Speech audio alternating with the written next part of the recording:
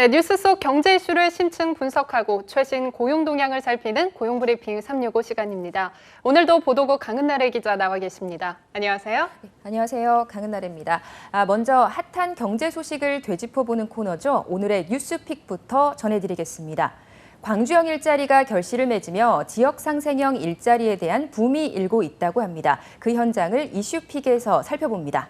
네, 말씀해주신 대로 광주형 일자리가 지자체, 정부, 기업의 협업으로 순항 중이기 때문인데요. 이 때문에 다른 지역에서도 제2, 제3의 광주형 일자리를 꿈꾸고 있는 것 같아요. 그렇습니다. 광주형 일자리는 임금을 낮추는 대신 일자리를 늘리고 정부와 지자체가 복지를 최대한 지원해서 임금을 보전하는 사업인데요. 광주시와 현대자동차가 합작한 법인에서 일하는 노동자들은 주 44시간을 일하면서 평균 3,500만 원의 연봉을 받을 예정이라고 합니다. 기존 현대자동차 공장에서 일하던 노동자들의 연봉의 절반이 조금 넘는 수준인데요. 하지만 지자체와 정부 차원에서 노동자들을 위한 주택을 건설하고 또 각종 복지 혜택을 제공하면서 실질적인 소득은 이보다 높을 것이라고 예상하고 있습니다. 또 이러한 광주형 일자리를 통해서 약 12,000명이 일자리를 얻을 거라는 예측이 나오고 있어서 지역 내에서도 큰 기대를 걸고 있다고 합니다. 네, 게다가 광주형 일자리는 지자체와 기업은 물론이고 정부의 전폭적인 지원을 받는 것 또한 특징인 것 같더라고요. 네, 그렇습니다. 얼마 전 국가균형발전위원회에서 광주형 일자리 사업이 국가사업으로 확정됐는데요.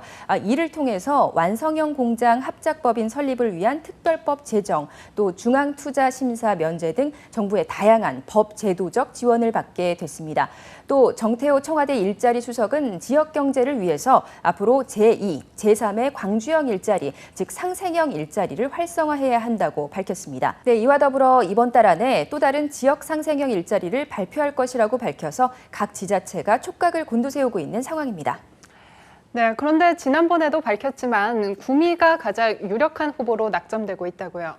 네, 그렇습니다. 구미시는 LG화학과 SK이노베이션 등 배터리 제조 기업들을 대상으로 접촉을 벌이면서 구미형 일자리를 추진하고 있는데요. 공단 부지를 파격적인 가격으로 임대하거나 또 세금 할인 혜택을 제공하면서 기업들을 유치하겠다는 겁니다. 현재 논의가 가장 많이 진행된 것으로 알려진 기업은 LG화학인데요. 정작 LG화학에서는 입장을 아끼고 있지만 산업통상자원부까지 나서서 접촉에 나선 상태라 조만간 긍정적인 결론이 나올 거란 관측이 나오고 있습니다. 네, 정말 좋은 결과가 나왔으면 하는 바람입니다. 그렇다면 구미형 일자리 역시 광주형 일자리처럼 임금을 줄이는 대신 다른 복지로 임금을 보전하는 형식을 띠게 되는 건가요? 지역 상생형 일자리라는 성격은 같지만 임금이 줄지 않는다는 점에서는 구체적인 내용에 차이가 있습니다. 기업이 투자를 하는 대신에 정부와 지자체가 나서서 세금 할인 혜택을 제공하고 직장 어린이집 설치나 통근버스 지원과 같은 다양한 지원을 제공하면서 이른바 투자 촉진형으로 진행하겠다는 건데요.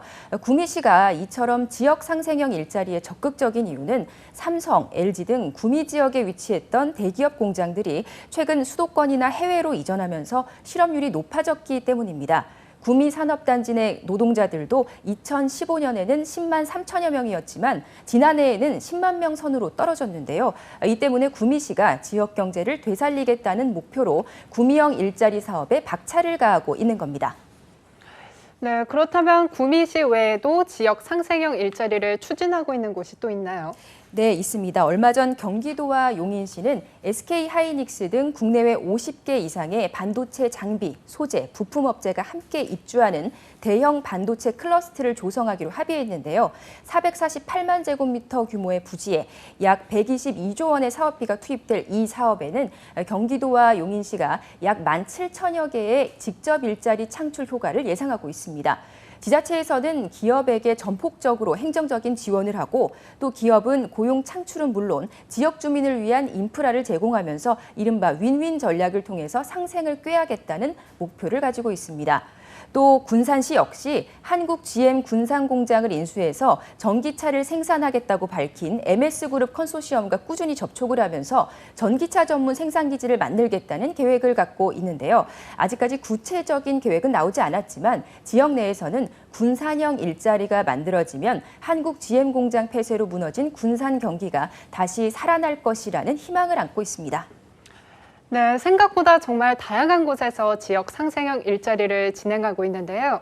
이러한 지역 상생형 일자리가 곳곳에서 성공하면 앞으로 지역 내 경기 활성화에도 굉장히 큰 도움이 되겠어요. 네, 그렇습니다. 하지만 이와 관련해서 난색을 표하는 기업도 많습니다. 수도권이 아닌 지방에 투자를 할 경우 낮은 인프라 때문에 투자한 돈에 비해서 수익성이 떨어질 수 있기 때문입니다. 또 정부와 지자체가 투자를 한다고 해도 결국은 수익을 내는 것은 기업의 몫이기 때문에 임금이 저렴한 해외가 아닌 국내에 투자를 하는 것에는 그만큼 리스크가 크다는 얘기죠. 더욱이 비교적 숙련도가 낮은 인재들이 모여 있는 상황에서 유의미한 생산성을 내는 데까지 많은 시간이 소요될 거라는 우려도 큰 몫을 차지합니다. 이 때문에 일각에서는 지역 상생형 일자리가 과연 지자체와 기업 모두에게 윈윈 전략인 것인지 우려의 목소리도 나오고 있습니다. 네, 부디 조속한 해법이 나오기를 바라보겠습니다. 다음은 유용한 경제 용어만 쏙쏙 골라 소개하는 뉴워드 시간이죠. 네, 그 전에 먼저 얼마 전에 보도된 연합뉴스 기사의 한 대목을 읽어드리겠습니다. 통계청의 가계 동향 조사 소득 10분위 가계지수 결과를 바탕으로 팔마 비율을 직접 계산해 본 결과 올해 1분기 팔마 비율은 1.46배로 1년 전보다 0.13배 포인트 낮아졌다. 경제를 잘 모르시는 분들에게는 참 어려운 기사죠. 더구나 참 낯선 단어도 등장합니다. 팔마 비율, 바로 오늘의 뉴워드입니다. 네, 특히 소득에 관한 내용을 다룰 때 바로 팔마 비율이라는 용어가 자주 등장하는 것 같습니다. 구체적으로 어떤 의미를 뜻하나요? 네, 팔마 비율은 소득 불평등을 나타내는 지표로 영국의 팔마 교수가 개발했다고 해서 팔마 비율이라고 합니다. 팔마 비율로 소득 불평등을 계산하는 방법은 소득 상위 10% 인구의 소득 점유율을 하위 40% 인구의 소득 점유율로 나누는 건데요. 이때 나온 결과값이 클수록 소득 불평등이 심하다는 뜻이 됩니다. 이렇게 계산하는 이유는 불평등 문제가 주로 소득 상위 10%와 하위 40% 간의 소득 분배에서 발생하고 또 상위 11%에서 60% 중간층의 소득은 안정적으로 유지된다는 연구 결과를 토대로 했기 때문입니다. OECD와 UN 등에서 국가별 소득 불평등을 비교할 때 이 팔마 비율을 활용해서 뉴스에서 자주 등장하게 된 용어입니다. 네, 그렇다면 우리나라의 팔마 비율은 다른 OECD 국가와 비교했을 때 어떻게 되나요? 그리 좋은 성적은 아닙니다. 우리나라의 팔마 비율은 2017년 기준으로 1.44배였는데요.